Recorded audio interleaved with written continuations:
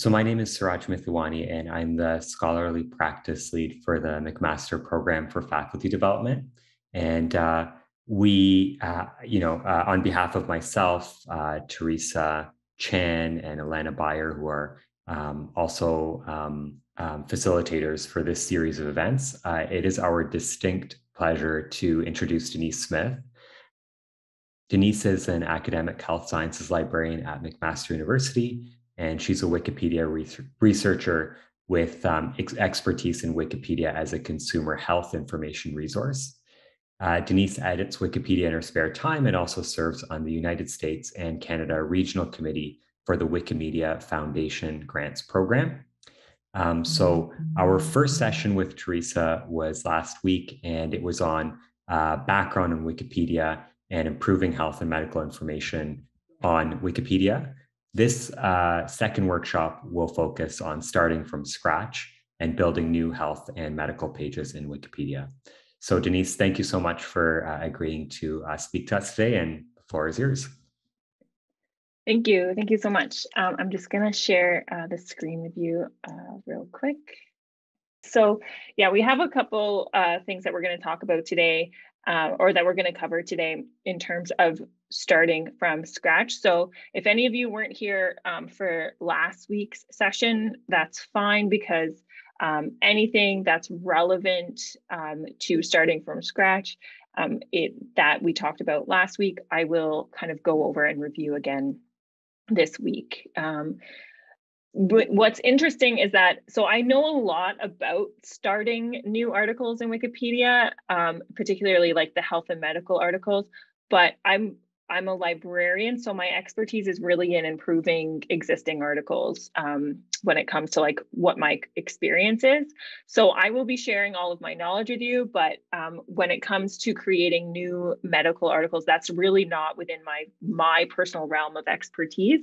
So what I'm hoping, last week, we ended up having a bit of an edit together for the last half an hour. And what I have planned for this week is for us to kind of create together, but instead of us doing kind of our own thing as a group, we'll create one new article based on some of the work that we can do as a group together. So it'll be a first for me, as it will be for all of you in terms of article creation. And we can, for reasons that we'll get into later in this talk, it's also very possible that the article will not get created. So we will see what happens. In terms of what we are going to cover today, we're going to talk about the basics of article creation, mainly the community guidelines. So what are the requirements that you need to keep in mind when you want to create an article, and how do you know whether or not an article can be added to Wikipedia? These are all things that we are going to cover today. Then we're going to have some time to talk about how to create a new article in real life, and hopefully we'll kind of work together to create an article and build something in the sandbox. So one of you will have to volunteer as tribute to start the article creation process when we get there. I'm happy to take it on, but I also would prefer it if one of you folks kind of carry the torch for that one. So we'll see what happens. So in terms of the community guidelines for creating new web pages, the Wikipedia community has generated by consensus a set of guidelines when it comes to creating new articles in Wikipedia. So last week we learned that there are several guidelines in place for article editing, and I talked specifically about the ones that we need to care most about as new editors. So, there's a whole bunch of different policies out there, but the ones that we really need to be aware of are, in kind of like wiki text here in this first note. Let me just go back. We talked about reliable sources, so RS, reliable sources. So we want, for medical information, the preference is secondary sources from high quality, reputable journal articles or journals. The other criteria is the neutral point of view. So we talked about last week how it's really important to stick to the facts summarize only what is stated in the article that you're summarizing or in the information that you're summarizing, and being really aware of your own implicit biases or unconscious biases that may come out in the language that you use when you're summarizing the content. We also talked about conflict of interest, and this is going to be really important today when we talk about article creation. Are you close to the work that's being summarized? Were you a principal investigator on the study that's going to be summarized in a Wikipedia article? That would be a conflict of interest, and you would need to kind of share your article with the community and allow someone else to post that content. And then finally, original research. So Wikipedia is not a place to draw connections between different findings or to, kind of take guesses at what the implications of research is. Really, the Wikipedia's role is to summarize existing knowledge, and we only really want to summarize what's explicitly stated in the knowledge we currently have available to us in say, the literature, for example. So no original research. The two big ones that we're going to talk about today for creating new articles are the Wikipedia's policies on notability and their policies on biographies of living persons. So generally, a topic or a person is considered suitable for a standalone Wikipedia article when it's received what Wikipedia, what the community describes as significant coverage in reliable sources, preferably secondary sources, and that those sources are independent of the subject. So, if we're looking at like a faculty member, we wouldn't necessarily get their information from their profile page on their university website. We would need to get information about them from like a news article, right? From a reputable news source. So this is where we kind of come into issues when it comes to health and medicine, because there's a lot of really prominent and accomplished researchers and practitioners who've made significant contributions to their fields, but they haven't necessarily achieved that degree of notability that's been kind of laid out by the community. And so this is kind of the challenge that we're going to talk about today. The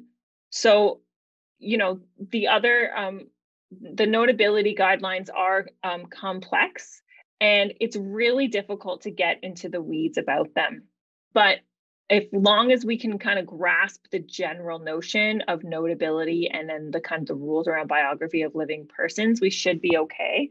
So I'm going to go into Wikipedia and just kind of show you how we can find this. Like I was looking this up I used Wikipedia for my land agreement to make sure I was right in my land acknowledgement. So one thing that I'll point out too is anytime I'm looking for any kind of like internal documents for Wikipedia policies, when you can just run a search in Wikipedia by typing in WP : and then the policy name, and you should be able to retrieve it. And so you can see that, just by looking at the tables of contents, there's quite a few quite a number of details involved in measuring notability, but in general, we really want to look for, you want to really remember, significant coverage from reliable sources that are independent of the subject. That's really the kind of like the crux of the notability guidelines. And then there's, more specific guidelines for notability for different subject matters. But this is the notability clause or policy is where we tend to get into trouble with Wikipedia articles. And it doesn't necessarily relate all the time to creating articles about people, which is when we normally hear about it the most. But we also have come into notability. Notability is also brought into question about topics as well, particularly health topics. For example, something that, like a really extremely rare condition that has very limited information available about it may not be a suitable addition to Wikipedia. Not because the Wikipedia community has deemed that it doesn't exist, but that there isn't enough high quality information available to adequately cover it on Wikipedia, right?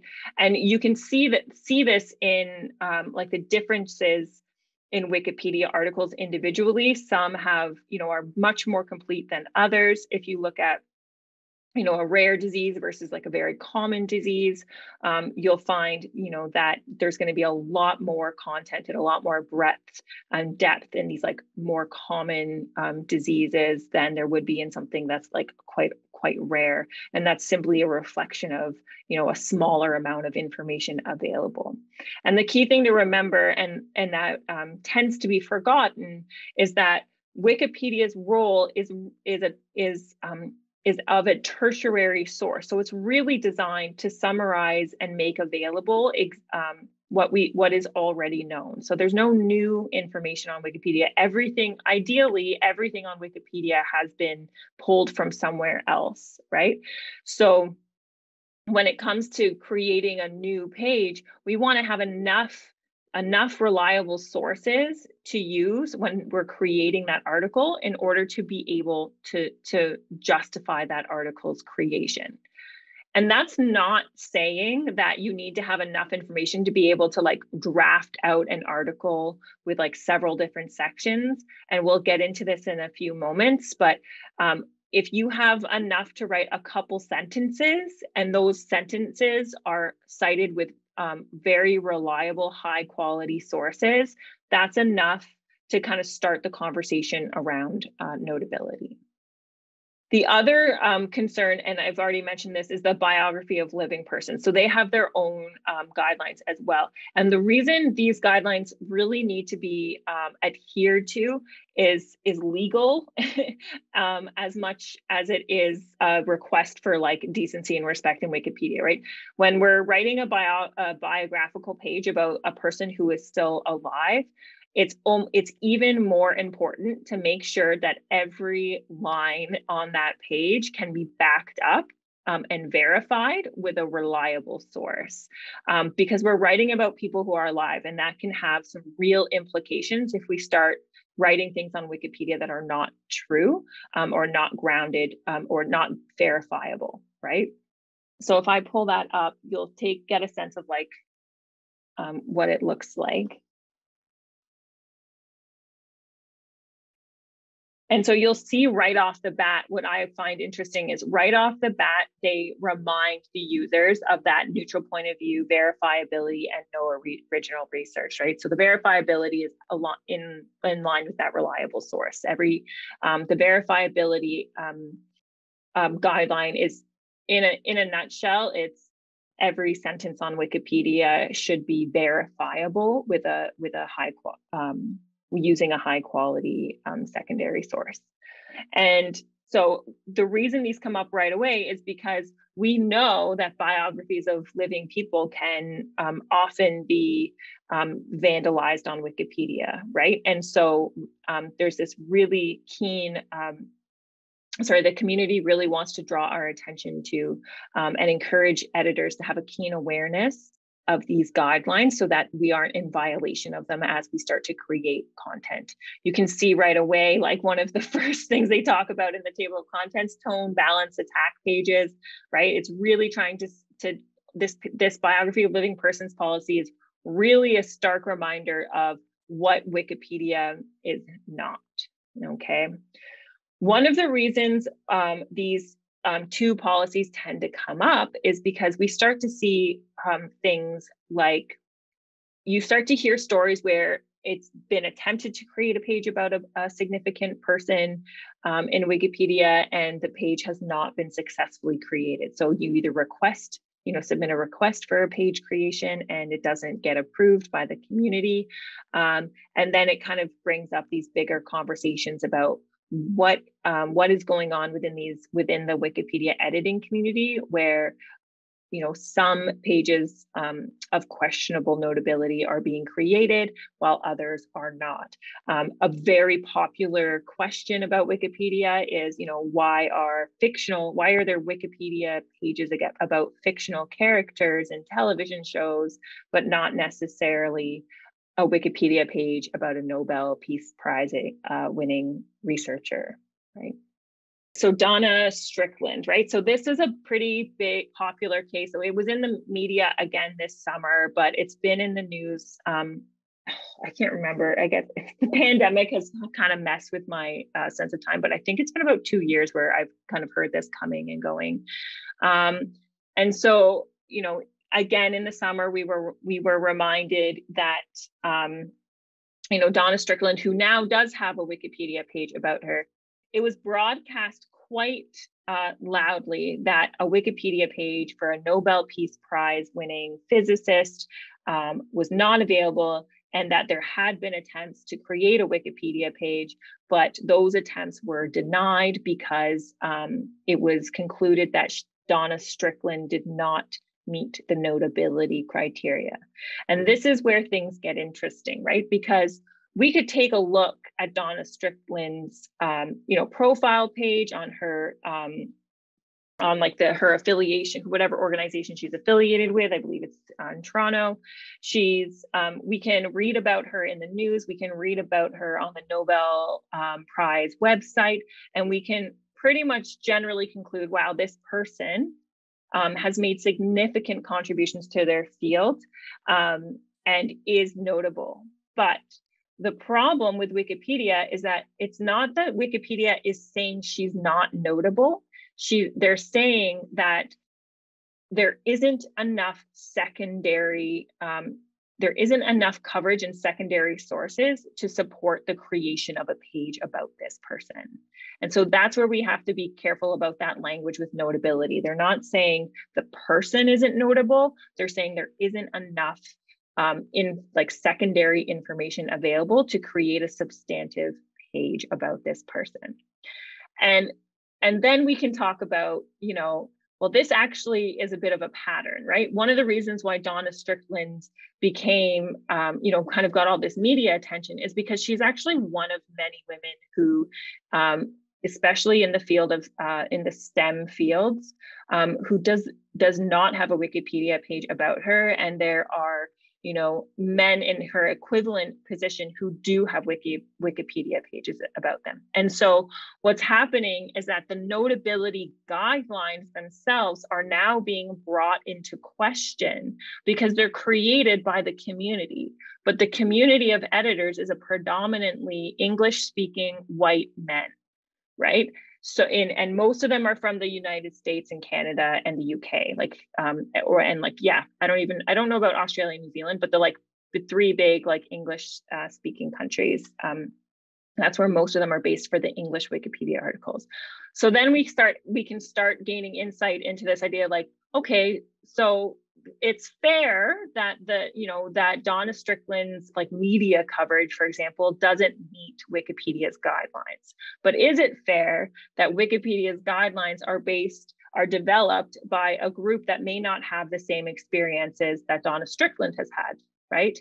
And we can kind of talk about this at great length, because this is like really an interesting conversation that we could have. And there's one common experience among the women that I know, which is that we're very accustomed to kind of having to justify our presence in any given space. And there are lots of systemic barriers that Donna Strickland likely had to face in her career that may have impacted her ability to participate in interviews, that have news articles written about her, to be interviewed on television shows, to have a presence outside of academia. That's a privilege that's afforded to people in a certain people and not afforded to others. And so really, there's two things that we can do. So right now we're kind of stuck working within Wikipedia's notability guidelines, but we know that they're flawed, right? And so the best way to improve this, in my opinion, is to add more women editors or diversify the group of editors. So we don't just need to add more women editors, we need to add more non-white editors, we need to add more bilingual editors, right? So we need to add editors from all different experiences so that when these guidelines are being created, then the community that's reaching a consensus about these guidelines are including many different voices and many different experiences.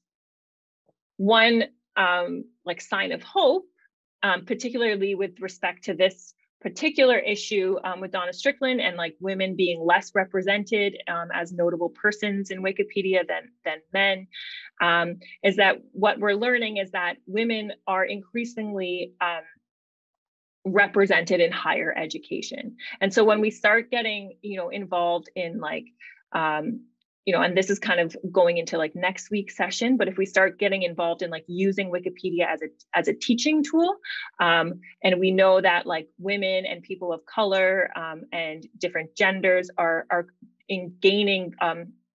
becoming more and more represented within those communities, well, then they're going to start becoming more and more represented in Wikipedia editing as well, the more that we expose those communities to editing. So hopefully it's an issue that Wikipedia is aware of.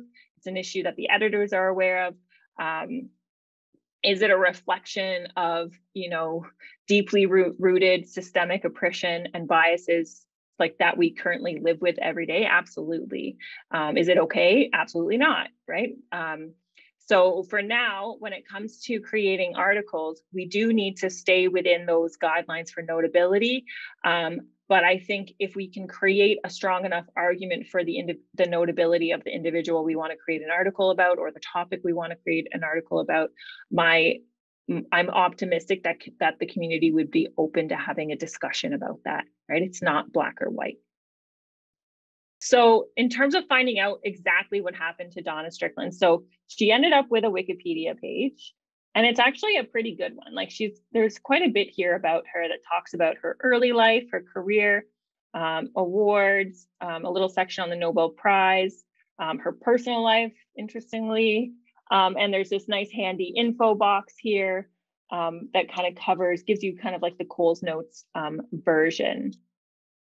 Okay, and let's see how many references there are. And there's 37 references in this article. And we can see like there's some from the BBC. See, this is from The Guardian. There's a German resource here, some information from the University of Rochester. So there's lots of different types of resources here. So this is what happened. This is the outcome. She ended up with her Wikipedia article after all. But if we want to find out what happened, we can actually learn about that from the talk page about her. And so this is the article's talk page for Donna Strickland. And you can see, where is it? Oh yeah, here it is. I'm looking straight at it. Wait, why didn't Wikipedia have an article on Strickland before she won a Nobel Prize? Then there was a question, was this article previously deleted because Wikipedia editors thought that Strickland was not notable? And why is the controversy over Strickland's Wikipedia not mentioned in this article, right? So we can take a look at these answers. These were composed by other editors. I'm sure there's a whole section, in this archives of discussions, I'm sure there's whole conversations about this. You can edit this section if you want to add to it. But basically, we learn that, the current version of this article was created shortly after Donna Strickland won the Nobel Prize, and that there had previously been 2 unsuccessful attempts to create an article about her.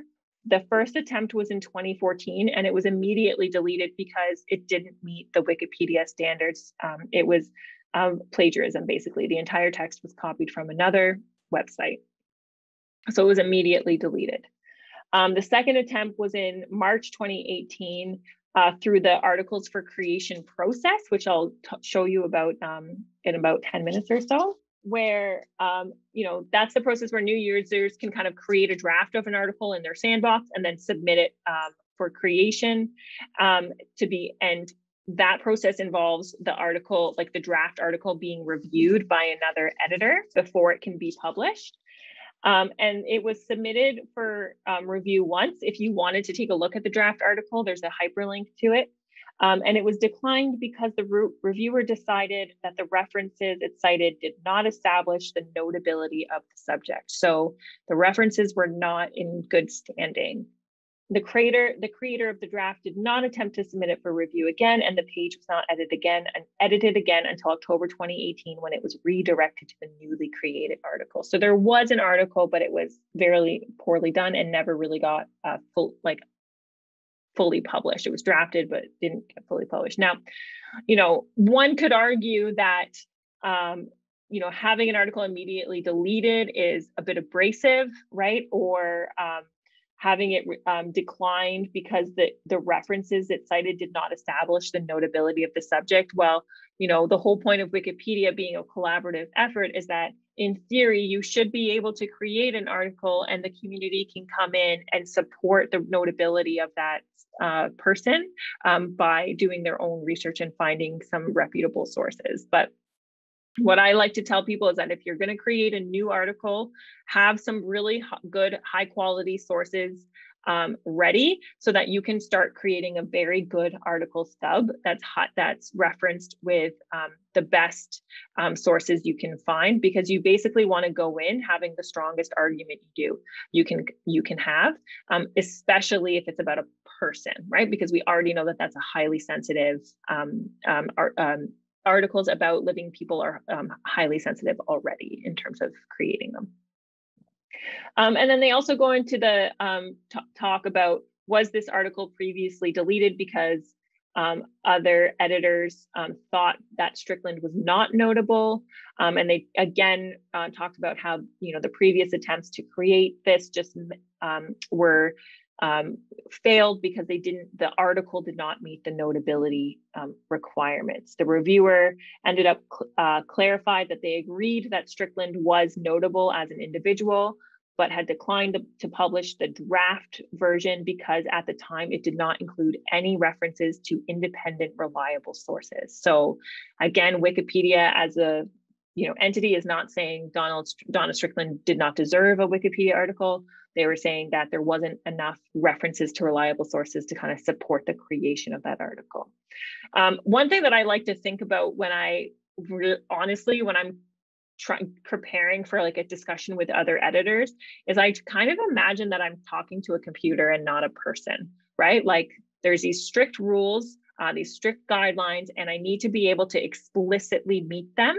And because I can't expect other people to interpret the reliability of the source, I have to say, okay, here's a list of like 4 high quality, reliable sources that talk about Donna Strickland's accomplishments. Here's all the citations, and here's a summary of each one. And then we can kind of like, I can treat the community as like just ticking boxes, right? And then the subject of the article, so the reason the controversy over Donna Strickland's Wikipedia article wasn't mentioned is because it's outside the scope of the article. The article is about Donna Strickland and her various accomplishments. And so they are, the group consensus is that having any content about this controversy is not relevant. That's something that I really wanted to spend some time on, because I know anytime I talk about Wikipedia with groups like this, the conversation about bias in Wikipedia, racism in Wikipedia, gendered concerns in Wikipedia, I always like to bring up this Donna Strickland issue because it is a reflection of these broader issues. But also that everything that's happening in Wikipedia is documented. So if you ever have any questions about things that have been deleted or not approved in Wikipedia, there's usually a record for it. Again, yeah, there's a reminder here too that it has to be a biography of a living, like the policies for biographies of living people.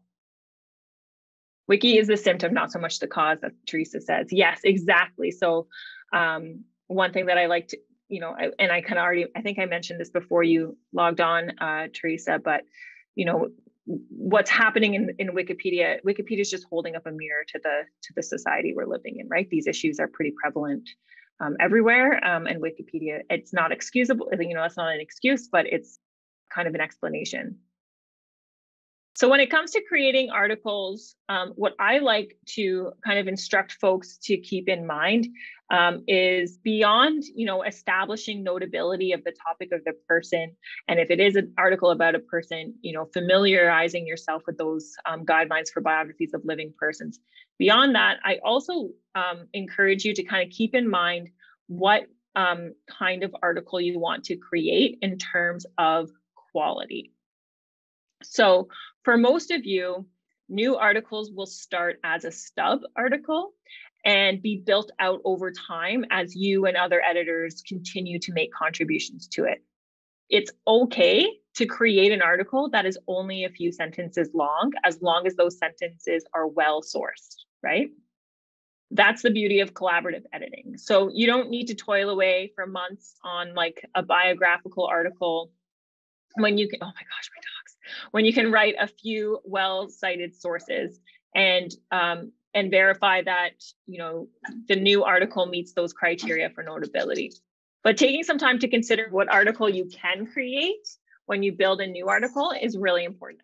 Taking the time to consider the quality of the article you can realistically create when you build a new article is really important. It's not up to you to kind of, come up with this complete draft, particularly if you're going through the articles for creation process, because you could turn out that you put in hours and hours of labor and then they decide your article isn't within the scope of Wikipedia. So it's better off to kind of start off with a stub or start class article. And you'll see here, this is the Wiki Project Medicine quality scale.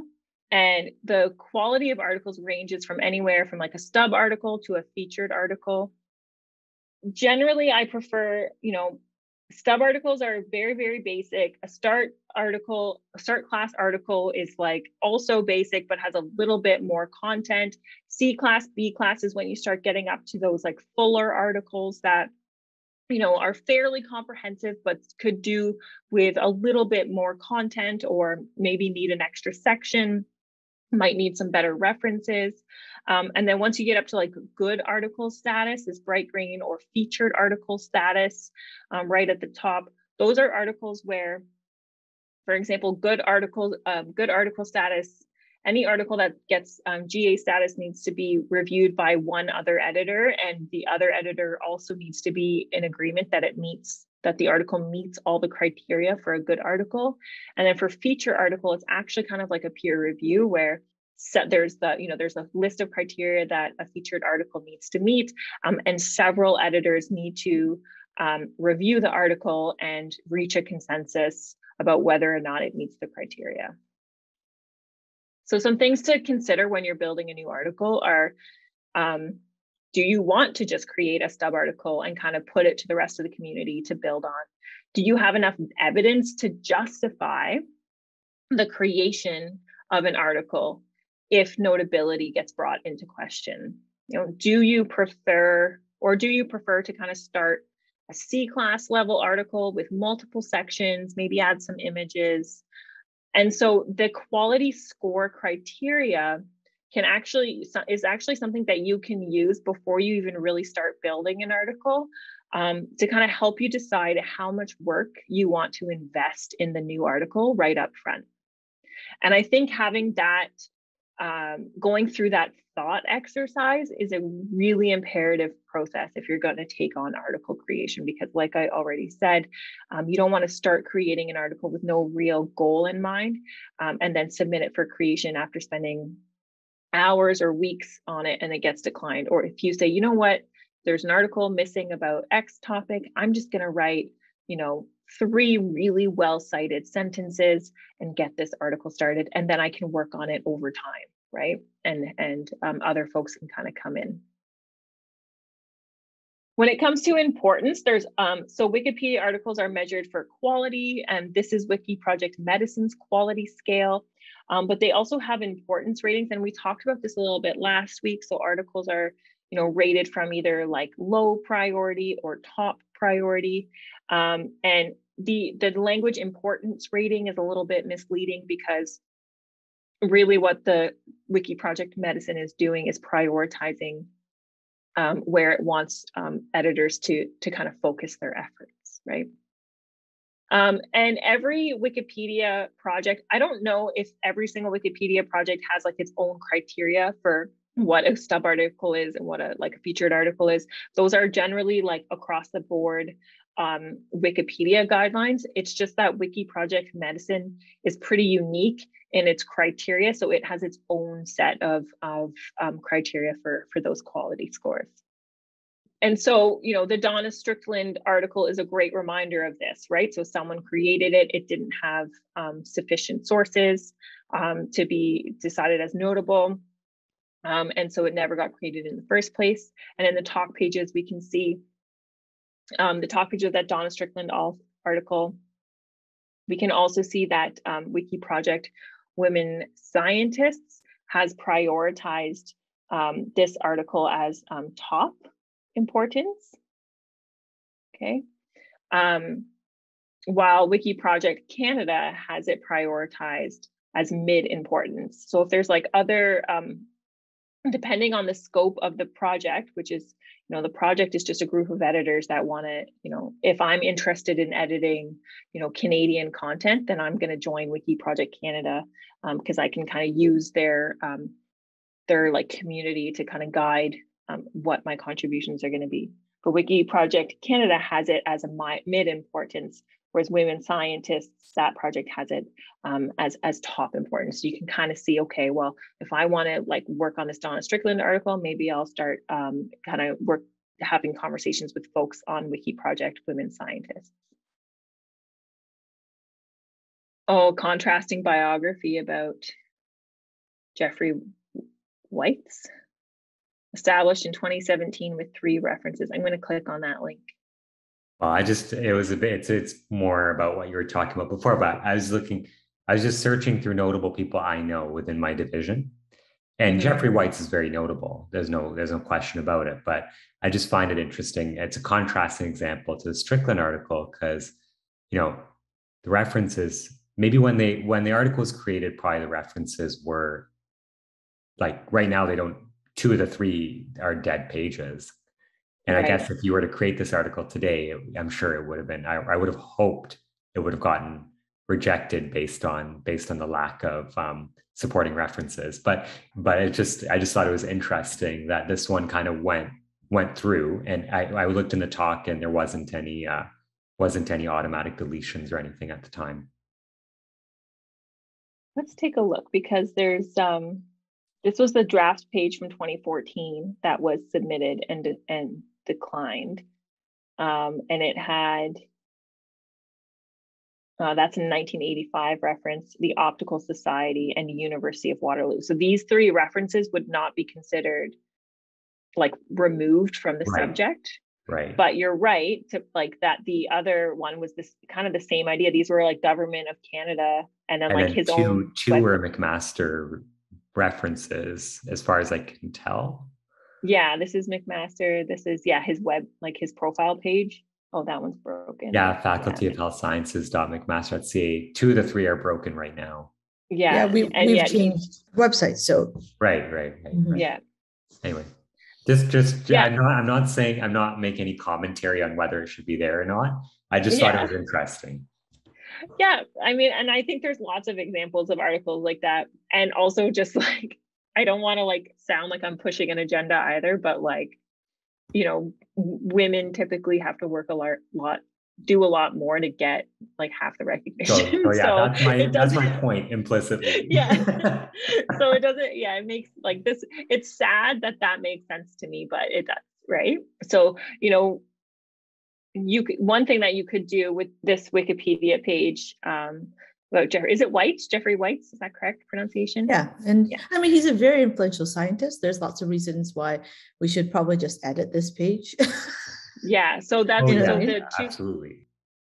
So what I would not be surprised seeing happen is 2 things. One, this article needs to get edited, but it can't be edited by people from McMaster because they're too close, right? It would need, that would be like a conflict of interest.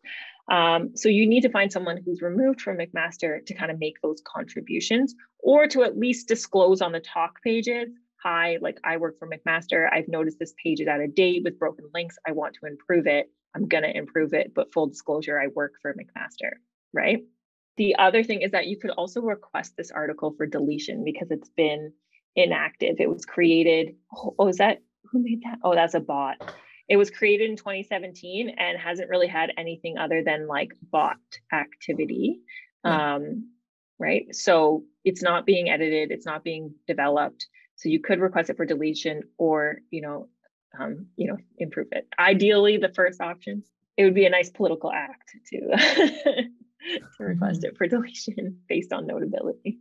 The other thing to note about those importance and quality scales is that anybody can actually add those scores and importance ratings to articles.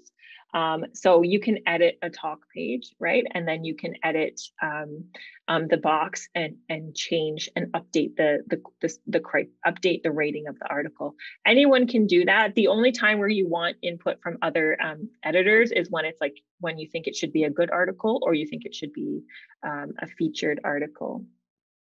And like I already mentioned, yeah, featured articles need to have community consensus to be given that status, and good articles need to be reviewed by one editor who's uninvolved and ideally kind of like a subject expert as well. So Wikipedia has like tons of resources. We kind of talked about several of them.